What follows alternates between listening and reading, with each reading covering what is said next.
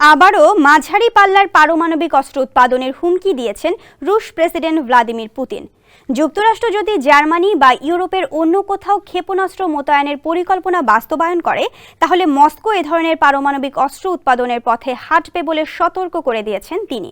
রোববার রাশিয়ার Saint Petersburg শহরে নৌবাহিনীর কুচকাওয়াজে রুশ প্রেসিডেন্ট এমন হুঁশিয়ারি দেন। পুতিন বলেন, যুক্তরাষ্ট্র এ ধরনের পরিকল্পনা বাস্তবায়ন করলে মাঝারি ও স্বল্প পাল্লার অস্ত্র মোতায়েনের স্থগিতের চুক্তি থেকে সরে আসার কথা ভাববে মস্কো। পুতিন যে অস্ত্র উৎপাদনের কথা বলেছেন, সেগুলো 500 থেকে 5500 কিলোমিটার দূরের লক্ষ্যবস্তুতে আঘাত হানতে পারে। এসব অস্ত্রের উৎপাদন ও মোতায়েন নিয়ন্ত্রণ করতে 1987 সালে যুক্তরাষ্ট্র ও তৎকালীন Soviet union intermediate range nuclear forces ট্রিটি নামে একটি চুক্তি করেছিল।